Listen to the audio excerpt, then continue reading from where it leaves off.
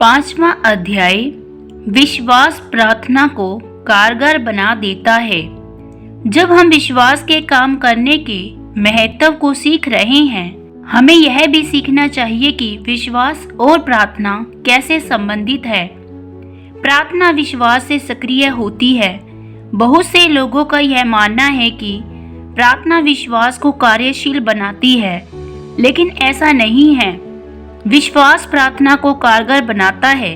ऐसा क्यों लगता है कि कलीसिया में सभी लोग प्रार्थना करते हैं, लेकिन कुछ लोगों को उनका जवाब मिलता है क्योंकि बहुत कम लोग जानते हैं कि विश्वास के माध्यम से परमेश्वर के साथ कैसे साझेदारी की जाए।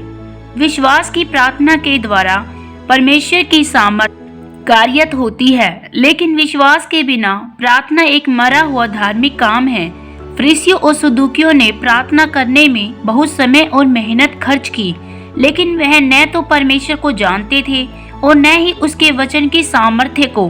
केवल प्रार्थना करने मात्र से परिणाम की गारंटी नहीं होगी। धार्मिक प्रार्थना परमेश्वर की बाहों को मोड़ना जैसा है कि जो आप चाहते हो वह वैसा ही करे। यह सुनिश्चित करने की हम विश्वास की प्रार्थना करना सीखें। हम यह भी देखें कि प्रार्थना कैसे नहीं करनी चाहिए। यीशु ने हमें सिखाया है कि प्रार्थना कैसे नहीं करनी चाहिए। और जब तू प्रार्थना करे तो कपटियों के समान ना हो, क्योंकि उन्हें आराधनालयों में और सड़कों के मोड़ों पर खड़े होकर प्रार्थना करना अच्छा लगता है ताकि लोग उन्हें देखें। मैं तुमसे सच कहता हूँ कि वह अपना प्रतिफल पा चुके।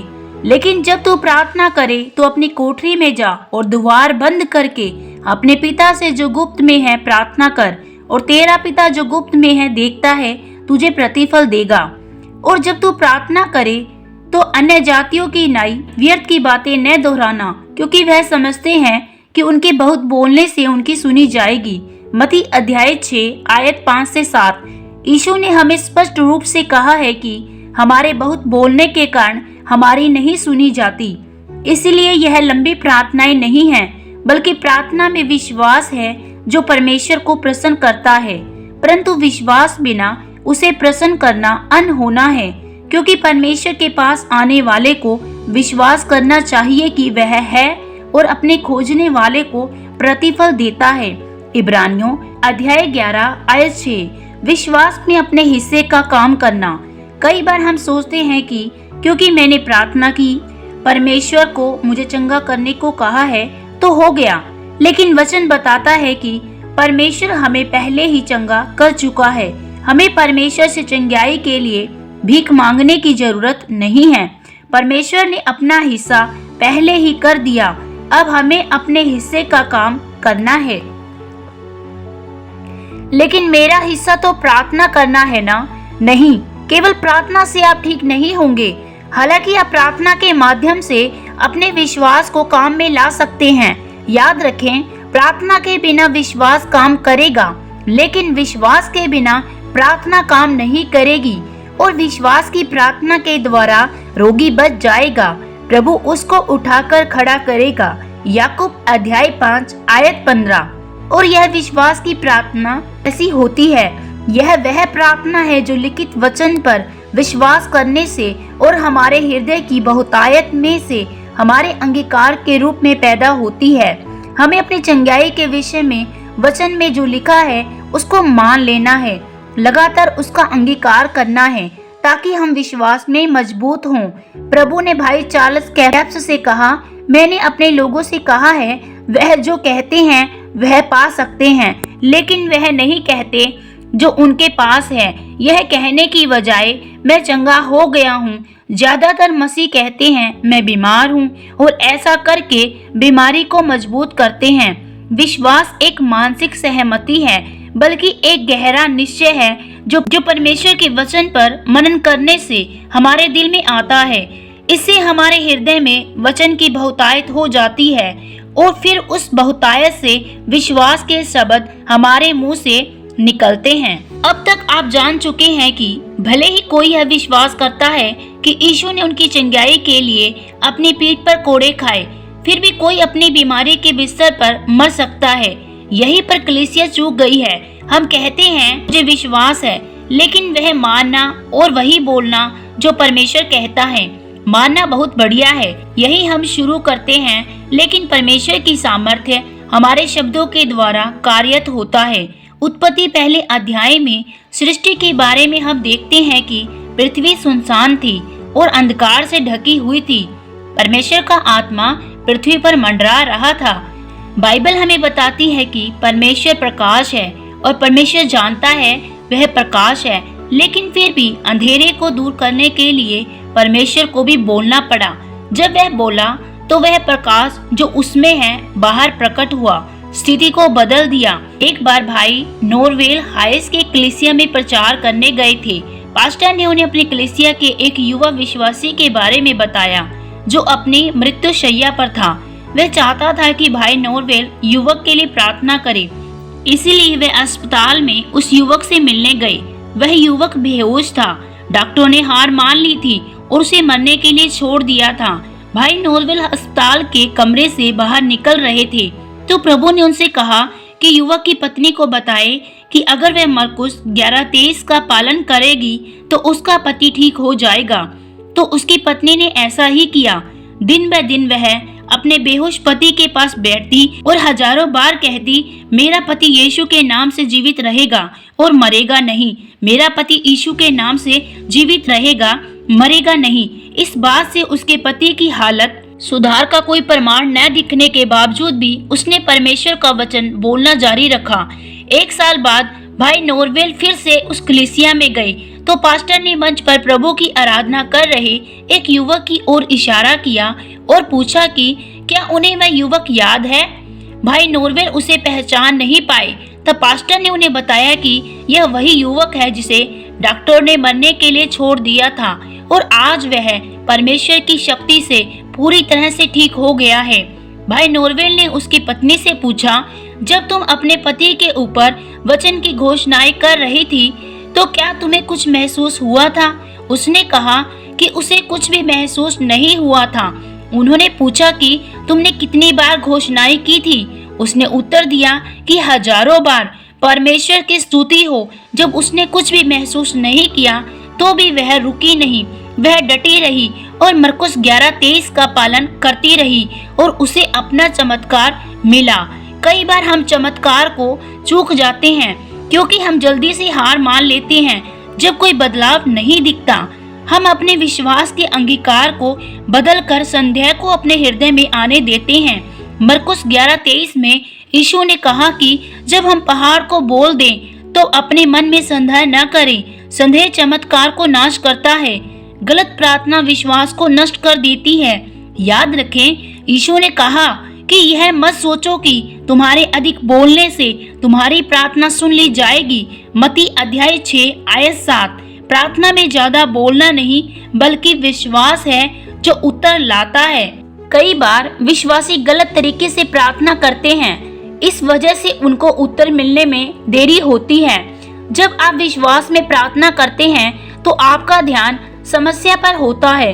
इस तरह प्रार्थना करने से लगातार आप समस्या की ओर अपना ध्यान लगाए रखते हैं। शैतान यही चाहता है और वह चाहता है आप अपनी समस्या में इतने उलझे रहें, आपको उसका उत्तर दिखाई ही ना दे। मरकुस 11:23 में यीशु ने कहा कि जो कुछ वह कहेंगे वह उनके लिए किया जाएगा। उसने यह नहीं कहा कि जो वह प्रार्थना करते हैं, बल्कि यह कि वह जो कहते हैं वही उन्हें मिलेगा। अगर आप बहुतायत के लिए प्रार्थना करते रहते हैं लेकिन कमी बोलते रहते हैं तो आपके पास हमेशा कमी रहेगी। याद रखें, वे जो भी कहेंगे उनके लिए किया जाएगा। गलत प्रकार से बोलने के कुछ उदाहरण हैं। कोई मुझे प्यार नहीं करता, मैं किसी बात में अच्छा नहीं हूँ, मेरी शादी बहुत खराब है, मेरी पत्नी कभी मेरी बात नहीं सुनती, मेरे बच्चे शैतान के पीछे जा रहे हैं। जब भी मेरे साथ कुछ अच्छा होने वाला होता है कुछ गलत हो जाता है। इस प्रकार बोलना आपके विश्वास के लिए जहर की तरह है। सच्चा विश्वास परमेश्वर की अच्छाई पर टिका होता है। प्रार्थना उस पर भरोसे से शुरू होती है, परिश्रम से कमाने से नहीं। यीशु की तरह प्रार्थना करना शुरू करें।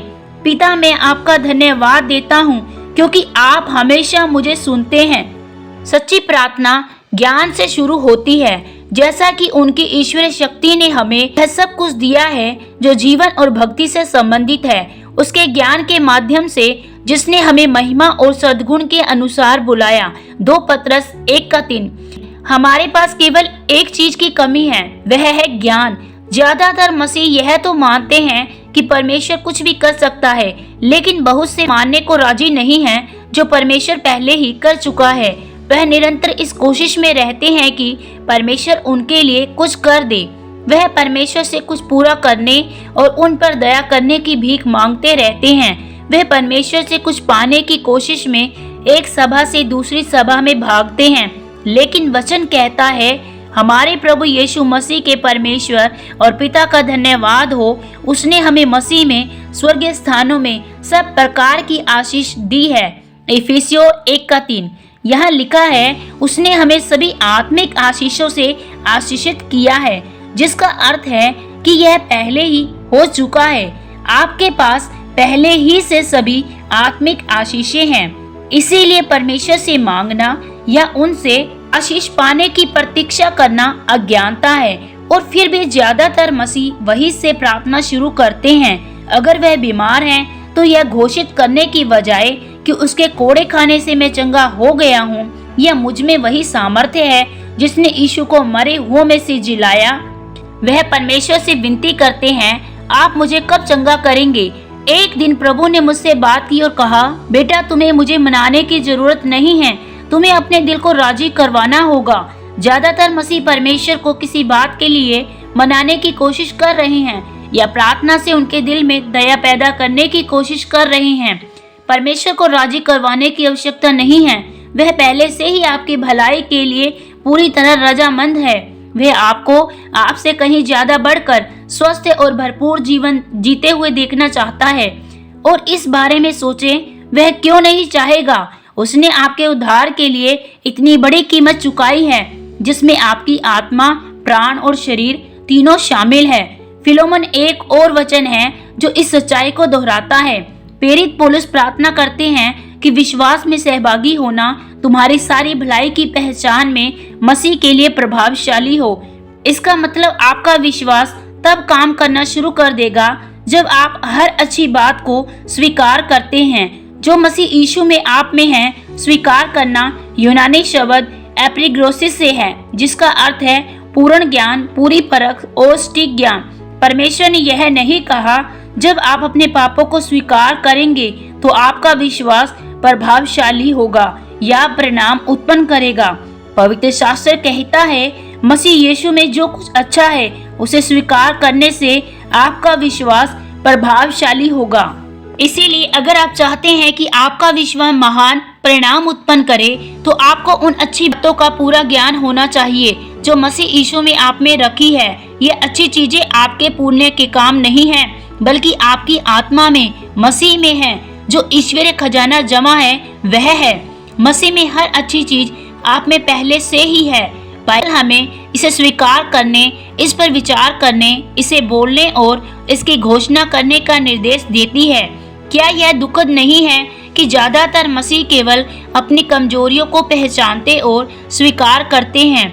यहीं पर बहुत से मसीह चूक रहे हैं। प्रार्थना परमेश्वर को समझाने की कोशिश करने के बारे में नहीं है, बल्कि उसके वचन के साथ सहमत होकर जो उसने हमें पहले से दे दिया है उस पर कब्जा करने के बारे में है। हम धोखे में यह मान बैठे हैं कि प्रार्थना परमेश्वर को राजी कराने के बारे में है कि वह अपनी सामर्थ्य हमारे जीवन में भेजे। मुझे नहीं लगता कि कोई भी मसीह परमेश्वर की सामर्थ्य पर संदेह करते हैं।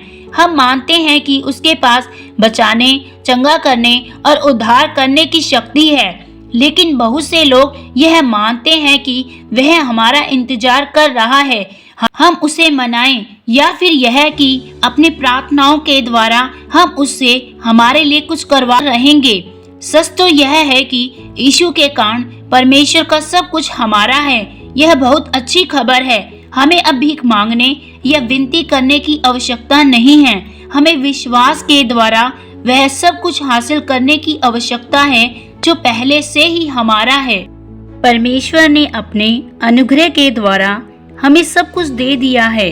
हम अपने विश्वास को इस्तेमाल करके वह सब कुछ हासिल करते हैं। अनुग्रह और विश्वास साथ मिलकर काम करते हैं। आमीन।